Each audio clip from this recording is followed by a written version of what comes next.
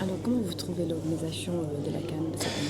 C'est une organisation ambitieuse parce que 24 camps de base, 24 hôtels, 24 terrains d'entraînement, puis 6 stades, dont 4 stades à Rabat. Donc c'est vraiment quelque chose de très ambitieux. C'est une mini Coupe du Monde en fait qui va se dérouler dans les jours à venir, dans moins de 2 jours. Et ça va également permettre à l'ensemble du continent africain d'avoir ce niveau d'excellence pour les éditions suivantes. Le Maroc est totalement prêt. Est prêt sur le plan sécuritaire, est prêt également sur le plan infrastructurel. Il y a juste la petite, on va dire, interrogation, c'est la météo.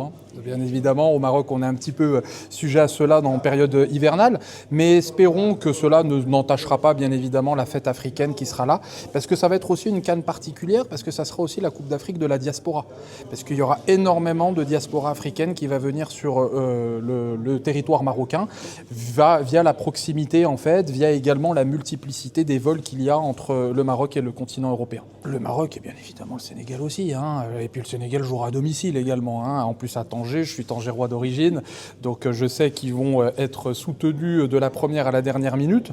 Et puis espérons, pourquoi pas, donc un Maroc-Sénégal en finale.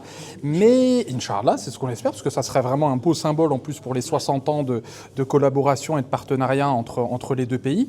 Et il faut faire quand même attention à l'Égypte, parce que les Égyptiens, ils sont coriaces. Mohamed Salah, ça sera probablement sa dernière, donc il va être vraiment gonflé à bloc pour pouvoir ramener sa Coupe d'Afrique aussi en Égypte. Donc ça va être passionnant, ça va être un niveau très très élevé. Pour développer en fait ce maillage, il est intéressant d'avoir en fait des partenariats multidimensionnels, à la fois nos décideurs politiques, à la fois également les entreprises, mais aussi et surtout, et pour l'instant le continent africain n'a pas encore cette réflexion-là, c'est les universités. Il serait très très important que l'enseignement supérieur soit partie intégrante également du processus décisionnel, parce que via les universités, on aura de l'expertise, on aura de la data, on aura de la recherche qualitative et quantitative, donc ça permettra en fait d'avoir des partenariats encore plus précis et plus efficaces pour notre continent. Alors, très belle organisation. Et ce qui était vraiment intéressant, c'est les échanges et les débats, parce que ça montre que les gens qui étaient là, ils étaient vraiment intéressés, puis captifs par rapport au sujet qu'on leur a présenté, et surtout par rapport au panel. Et puis ce qui était bien, c'est que c'était diversifié.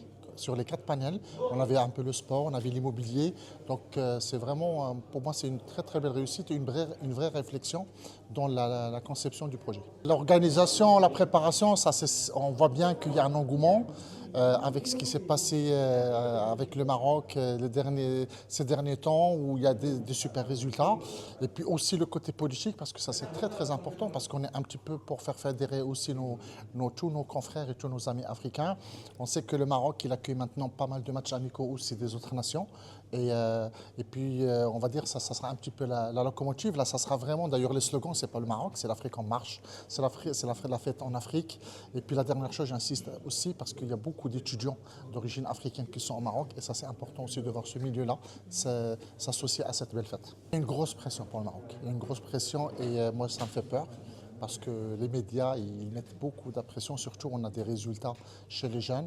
Et c'est ce que je dis souvent, il ne faut pas qu'on évalue et qu'on juge le Maroc que sur sa performance sportive, mais tout le travail qui est fait au niveau de la formation, au niveau de l'infrastructure, au niveau de la coopération, parce que ça c'est très important, parce que lorsqu'on parle de coopération, on parle de temps de formation pour les coachs, on parle de temps de formation pour les managers, on parle de temps de formation sur tout ce qui est autour des métiers du sport.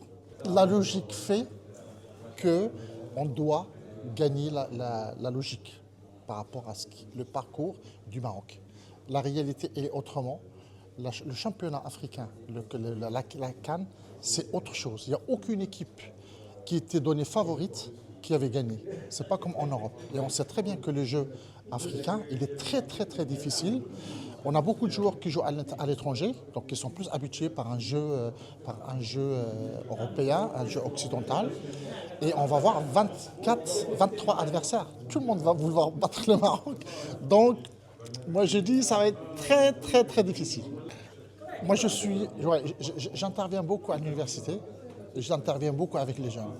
Dans mes organisations, la moyenne d'âge elle est de 20 ans. Moi je crois beaucoup à la jeunesse africaine pour 2 choses. Déjà, les jeunes en ce moment, ils sont en avance, ils sont connectés. Notre génération, on a appris de nos parents. Et maintenant, moi j'apprends de mon fils qui a 20 ans parce qu'il est connecté et il a plein de choses. Donc il faut qu'on exploite cette jeunesse déjà, parce qu'on sait que l'Afrique c'est le continent le plus jeune. Et les Africains, ils sont créatifs. Ils sont créatifs, ils sont talentueux, excusez-moi de l'expression, ils ont la dalle. Dans le bon sens, c'est comme un joueur lorsqu'il rentre sur le terrain, il a envie de tout donner. Moi je travaille beaucoup avec des jeunes sur l'IA, sur la création, sur tout ce qui est digital. Et je pense qu'une fois que les décideurs, ou une fois que l'autre génération comprend qu'on a une richesse énorme, il faut qu'on s'appuie sur elle, on peut vraiment aller loin. Moi je pense qu'on s'est décomplexé. C'est une logique des choses. D'accord ? Quand je parle de créatifs, les Africains, ils organisent parmi les plus beaux et les plus grands festivals d'art, couture, gastronomie, de peinture. Ça, on le sait. L'art et la culture, c'est reconnu mondialement. On organise des choses. Le sport, il y avait ce petit complexe d'infrastructure et de résultats. Et je pense que maintenant, on a les meilleurs joueurs, ils sont d'origine africaine. Et on a fait une étude dernièrement, entre 25 et 30% des médaillés olympiques ces derniers temps, ils ont un chromosome ou un ADN africain.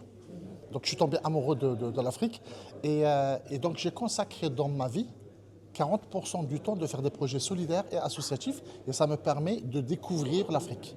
Je ne pars pas pour travailler, je pars pour découvrir la richesse africaine et en même temps, si je peux amener une plus-value, je peux amener l'expertise, ça ne me coûte rien, échanger l'expérience.